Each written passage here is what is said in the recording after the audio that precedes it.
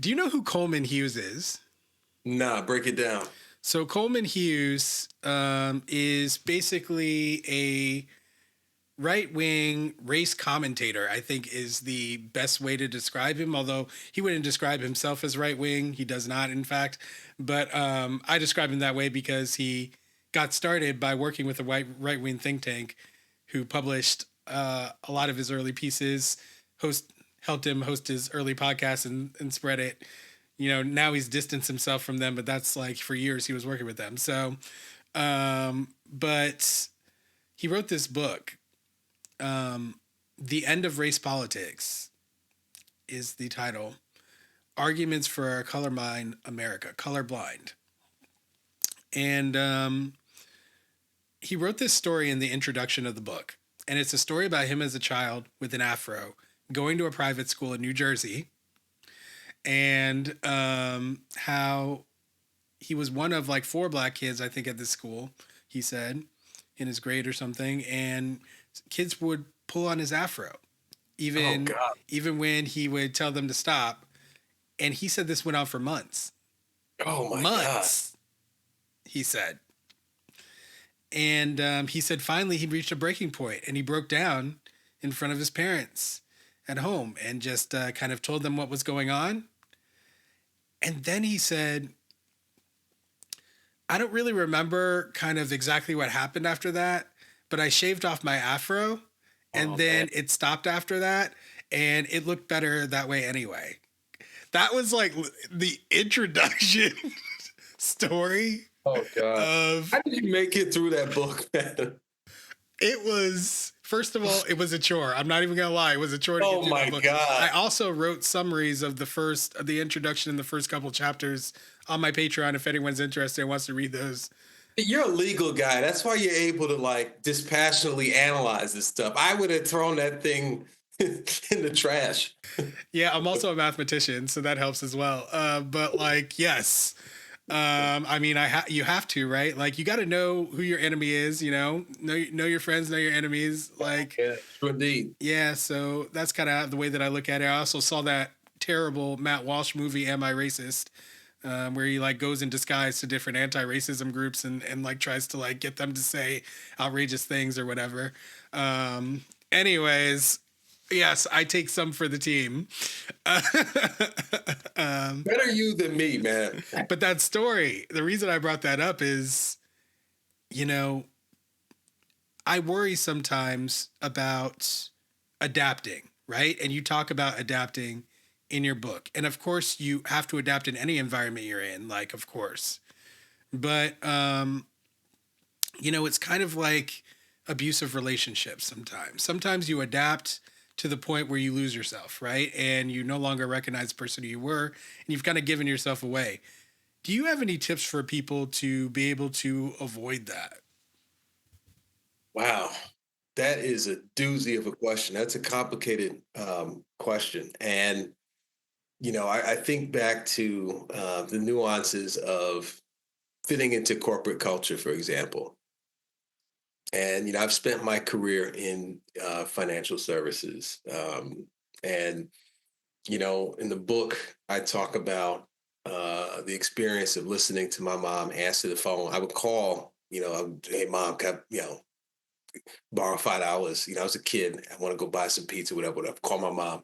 And she would talk a certain way when she was in that office. And, in the book, I liken it to the vocal equivalent of being in a straitjacket. Like, she didn't sound entirely like herself. It was a different voice that she was speaking in. And, I come to enter these environments. I've been in financial services, and I started thinking about, well, where did the culture of these places originate? And I'm just looking at the 20th century. I'm not even looking at the 1800s and, beyond that. I'm just looking at the 1900s, middle of the 1900s, after World War II is really where I'm, focusing in on that, because that period really helped to form America as we know it today. Obviously, there were gaps created by slavery that were never properly addressed, but then they were reinforced through public policies that were established in the 20th century that have led to a persistent racial wealth gap in this country. So within the context of the financial services system, look, just going back to 1950 or so, right? Let's just look at any of these Wall Street firms. Back then, these firms reflected the communities and the clients that they served. And, that was, all white men pretty much, those with money at the top of the American social order. And then we get to the early 1970s and Nixon signs equal employment opportunity legislation. And the doors to these places start to open up. Before that, if you were Black, if you were Jewish, if you were a woman, if you were any minority that was outside of what was considered normal, you were out. 1970s, doors start to open up at these places ever so slightly. And if you're a person of color, you might have had a chance to get a job at one of these places. Prior to that, the best you could hope for would be to maybe shine the shoes, make the lunch, and even go to lunch counters or buy food in these financial districts. Now the people serving the food are pretty much entirely Black and brown, and the folks that are getting the food, just go to downtown Charlotte or something during lunchtime where the big banks are, and you'll see what that looks like.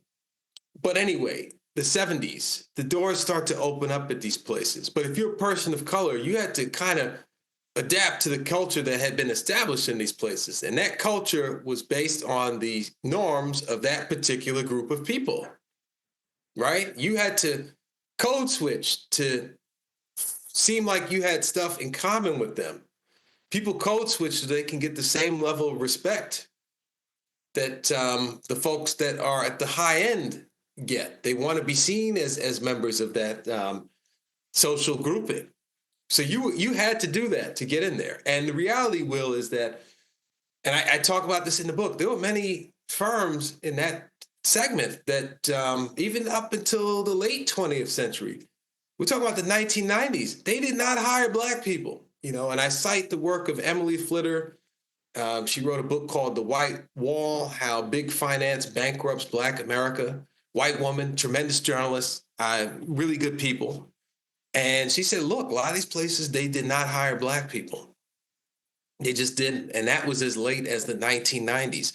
So you're working in places where culturally, corporate culture is not on the surface about race, but then it kind of is in a way, right?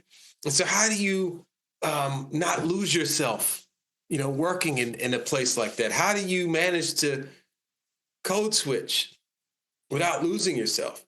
Everybody, so from a sociological standpoint, everybody that works in corporate America has to assimilate to the culture of their firm, right? You work at a certain place, you take their pay, they do things a certain way, you got to do them a certain way. I'm a Yankee fan. The Yankees for years did not allow you to have facial hair. You had to shave your face. They finally relaxed that policy, but like if you're a Yankee, no beards, right? Different companies have different policies, and that on the surface, that's not about race. And I talk about the nuances. Mark Jackson, he was the head coach of the Golden State Warriors. He got blackballed I believe he was blackballed. He got fired, but I believe he was fired not over racism. He didn't fit the corporate culture of the NBA or the Golden State Warriors. That's my contention that I make in the book. But on the flip side, when you're a Black man, you got to comport yourself. You got to dress a certain way, right? You have to comport yourself a certain way. You have to speak a certain way. You're not using the same type of language, that you might use in different settings in the workplace. I mean, that's just the reality. But how do you not lose yourself? Well, my philosophy is, number one, you got to be excellent just for excellence sake. Doing good work matters. My name is Justin Grant. I want people associating the name Justin Grant with excellence, and not because I'm trying to work twice as hard because I'm Black, but because I got a reputation to maintain, and a good reputation in this world is worth more than gold.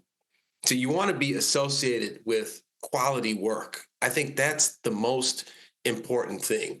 And then once you start to gain respect on the basis of your work, you will start to feel free and confident in yourself in that place. I can tell you in all honesty that the way I'm speaking to you now, my language might be a little bit more colorful when I'm with my friends or when I'm with my wife, but I generally, this is who I am. And it took me a while to start to get comfortable in my own skin, for people of color. And then, for somebody like me who comes from the low end of the socioeconomic ladder, I had to learn that some of this stuff is class-based too, brother. Right? And there's a whole discussion we can have about class. There's an overlap between race and class. It's complex, but I had to learn all of these different nuances. But there is a way to not lose yourself. Don't pretend to be somebody that you're not, because they will suss out that you're faking the funk. Represent the best of your culture.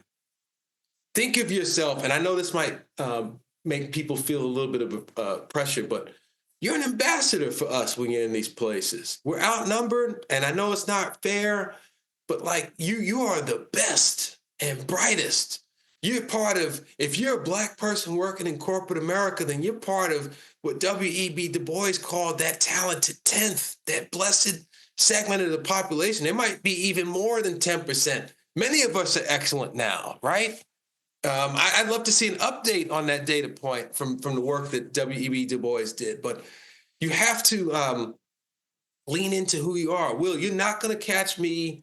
Look, I follow the NBA. I'm not going to pretend to like hockey just to fit in with some people, right? I don't play golf. I don't want to learn how to play golf. I'm not going to do that just because it's going to make me fit in with people. I'm going to be just. I play tennis, right? One bougie sport versus another, right? But you got to be yourself. And I think for people of color, for Black men, it takes a little while to get there. But as you develop in your career, you can find your footing. I firmly believe that. Yeah. I mean, we're resilient and we're adaptable. We have to be. It's part of our experience. And if we That's don't, right. Yeah. And if we don't adapt, then, the fan. We get the fan, Thanks for watching. For access to the full-length conversation and all of the 2-hour-long, unedited conversations that I've had on race, click the support link in the description below. Thanks for your support, and see you next time.